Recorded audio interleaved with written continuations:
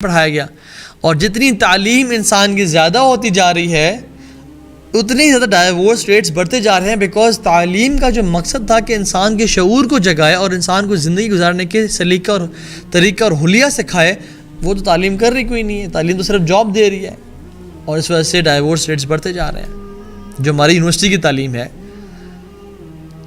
Parents अक्सर question पूछते हैं कि हमारे बच्चे जो है ना वो दे नॉट ग्रेटफुल, वो हम इतना उनका लाड प्यार उठाते हैं, हम इतना उनका ख्याल रखते हैं, दे नॉट ग्रेटफुल। पहली बात तो ये याद रखें कि बच्चों का जो है ना, जो बच्चे, रिसर्चर्स कहते हैं कि जो बच्चे 14 साल की उम्र तक ज़्यादा नो नहीं सुना उन्होंने अपने माँ बाप से, they are emotionally weak kids. हम तो कहते हैं मैंने ऐसे बच्चे तरबियत किए, मैंने आज तक इनको ना किया ही नहीं है, इनकी तमाम ज़रूरियात को जनाब पूरा किए, मैं तो कमाल का बाप हूँ जी, मिली तालियाँ बजाए जी, शाबाश, थोड़ा सा तालियाँ हो जाएं कि मैंने इनको कभी ना ही नहीं किया। जो इन्होंने ख्वाहिश की मैंने पूरी की। आपने बड़ा एहसान किया इस उम्मत पे और मुल्क और कौम पे। आपने इमोशनली वीक किड्स जो है ना वो पैदा किए कि जब इनको जॉब से रिजेक्शन मिलेगी, या जब इनको ऑफिस से रिजेक्शन मिलेगी, या जब इनको लाइफ में कोई मुश्किल मराहल पे रिजेक्शन मिलेगी, किसी एग्ज़ाम में फेल हो गए, देल कोलैप्स। आपने तगड़ा ही नहीं बनाया उनको, आपने तो फूल कुछ पैदा कर दिए जिनके ऊपर कदम रखेगा तो वो ख़त्म हो जाएंगे, and they will suffer emotionally. और जो ये क्वेश्चन है कि kids aren't grateful because you have changed the order of relationships. अगर आप अपनी वाइफ को पहले रखते हैं और वाइफ हस्बैंड को पहले रखती और बच्चे दूसरे में आते, तो फिर जो है ना ये ऐसा रिलेशन ना होता, ऐसा ये मसाइल ना होता है। बच्चों की नीड्स ज़रूर पूरी करें लेकिन लाड ना दें उन्हें, रिस्पेक्ट ज़रूर दें लेकिन लाड ना दें, प्यार ज़रूर दें उनको लेकिन उनको लाड ना दें। ठीक है जी। अच्छा, let me throw some more questions at you, ताकि आपको ना मज़ीद ये कॉन्सेप्ट समझ आए। आपके हस्बैंड के लिए वर्क ज़्यादा इंपॉर्टेंट है या आप? अगर कोई वाइफ कहती है कि हस्बैंड के लिए वर्क ज़्यादा इंपॉर्टेंट है, then his order of relationships is not perfect, is not right. Wife के लिए हाउस वर्क ज़्यादा इंपॉर्टेंट है या आप? वाइफ के लिए इन लॉज ज़्यादा इंपॉर्टेंट है या आप? वाइफ के लिए जॉब ज़्यादा इंपॉर्टेंट है या आप? अगर तो चीज़ें कि यस इन लॉज या मेरा घर ये जॉब ज़्यादा इंपॉर्टेंट है मेरे से, देन यकीन जाने आप रिश्ते को नहीं चला पाएंगे और ये तबाह बर्बाद हो जाएगा। अल्लाह ना करे, अल्लाह ना करे। और if it's not right then there will be a lot of misunderstandings.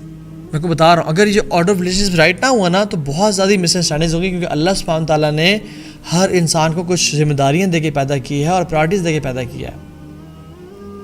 और हमारे यहाँ आवे का आवा बिगड़ा हुआ है, ना हमारे माँ बाप ने तरबियत की ना कुछ। मतलब मैं अपनी बात, हमारे मुआशरे की बात कर रहा हूँ मैं, ठीक है। अल्हम्दुलिल्लाह अल्लाह ताला bless me with amazing parents. Imagine, अब माँ को एक नसीहत है, अगर आपको बेटी आपको कॉल करे और कहा कि माँ जी मैं आपसे एक बात शेयर करने लगी, मेरा हस्बैंड की लड़ाई हुई है। माँ क्या कहती है? हाँ बेटा मेरी जान की टोटी, मुझे बताओ क्या हुआ, क्या किया तुम्हारे हस्बैंड ने, उसने क्या किया तुम्हारे से दोबारा? बल्कि माँ का रिप्लाई क्या होना चाहिए था? बेटी ये अमानत है तो मुझे मत बताओ, अपने हस्बैंड से शेयर करो। जब वो कहती कि बेटा अगर तुमने उससे 2 से 3 दफ़ा डिस्कस कर लिया है और उसकी इजाज़त ले ली है कि तुम मुझसे शेयर करोगे तो फिर बताओ, वरना मुझसे बात ना करो, अपने हस्बैंड जाके बात करो। This is what a mother should say. लेकिन हमारी माँ, बेटा सब ठीक चल रहा है, कुछ बातें खैरियत है, मुझे कुछ बता रही नहीं हो आजकल, कोई फटा शटा नहीं सुना रही आजकल। हमने असल में हम पल्ले बड़े ना सास बहू के ड्रामे, कभी सास भी कभी बहू थी और कहानी घर की, तो हम चाहते हैं कि वो शुगर मेला काम और शुगर मेले का शुगर मेला लगा रहा है इंशाल्लाह।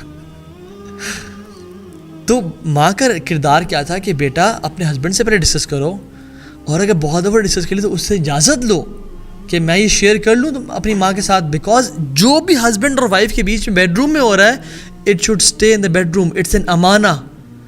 और जो ये बेडरूम से बात बाहर निकालेगा वो अमानत में ख़यानत कर रहा है, और अल्लाह सुब्हान ताला को ख़ाइन और ख़यानत करने वाले बिल्कुल पसंद नहीं है। और एक और इंपॉर्टेंट बात याद रखें, जो लोग ना बड़े अपने आप को माशाल्लाह अच्छी बात है लर्न कर लेते हैं और लेक्चर सुन लेते हैं, और उनका एक ना लर्निंग अंडरस्टैंडिंग यहाँ पे आ जाती है। अब उनके स्पाउस की अंडरस्टैंडिंग वो नीचे है, वो ऊपर तक नहीं आई। अब वो उनके फड्डे उड़ते हैं कि आपको तो पता ही कुछ नहीं है, आप तो जो है ना why you are behaving like this, आपको तो जानते ही कुछ नहीं है और सारा। यकीन जाने की मैं बात बताऊँ, जिसको ज़्यादा समझ आ गई है उस पर जिम्मेदारी बढ़ गई है। और जिम्मेदारी क्या, मैं आई रिपीट, जिसको ज़्यादा समझ आ गई है बात की, उस पर जिम्मेदारी बढ़ गई है किस चीज़ की, माफ़ करने की और माफ़ी मांगने की। माफ़ करने की और माफ़ी मांगने की जिम्मेदारी उस पर बढ़ गई है, because he knows and she knows this stuff, she has to teach the other. और वो अगर नहीं पढ़ा पा रहे, नहीं बता पा रहे, तो आपको तो पता है ना, बजाय कि आप ब्लास्ट हो जाएं और आप जो है ना एक बैलिस्टिक मिसाइल की तरह पूरे घर में हर किसी को जो है ना वो करें, आपकी सब चक्की में पिसते जाएं, आप माफ़ करना सीखें और माफ़ी मांगना सीखें। इल्म से इंसान मज़ीद हम्बल होता है, मज़ीद हिल्म में बढ़ता है वो शख्स। ऐसा नहीं होता कि इल्म जितना ज़्यादा उतना मुतकब्बर, उतना जो है ना लोगों को काट रहा है, ऐसा नहीं होना चाहिए। इल्म के साथ जो है ना इंसान में सोशल और मॉरल एक्सीलेंस पैदा होती है। ये हुकूमत जो है ना, लेकिन लीगली इट इज़ करेक्ट कि ठीक है आप ही गलती है, आप ही गलती प्रूव हो गई है, गलती। देखिए what is a legal rule, किसी की गलती है और वो साबित हो जाए तो सज़ा मिलेगी। लेकिन जो फैमिली का और जो किरदार का और सोशल और मॉरल एक्सीलेंस का रूल क्या है कि जिसकी किसी से अगर गलती होगी तो आप तो जानते हैं ना, आप उसको माफ़ करने वाले बन जाएं, या अगर आपसे गलती हुई है तो आप माफ़ी मांगने वाले बन जाएं।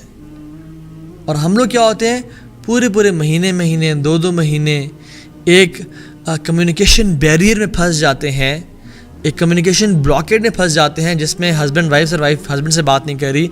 और क्या वजह, ये जो ईगो है ना, जिसको आना बोलते हैं, और ये अनाकोंडा है, ये है अनाकोंडा, जो कि इंसान के सर पे चढ़ जाता है और कहता है मैं क्यों बात करूं, मुझे क्या ज़रूरत है इनकी।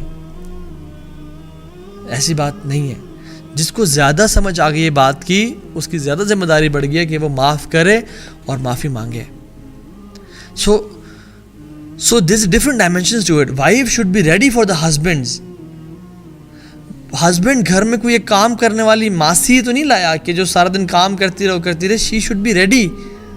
घर में क्या होता है, हस्बैंड जब घर गया तो आम तौर पे क्या होता है कि मासी से थोड़ी सी जो है ना वो कम लग रही होती है,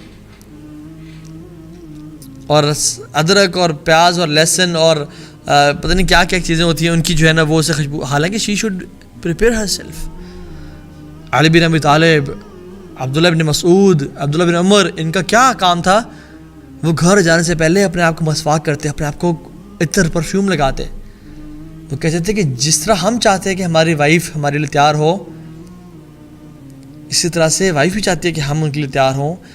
और I should present myself to her, I should be presentable.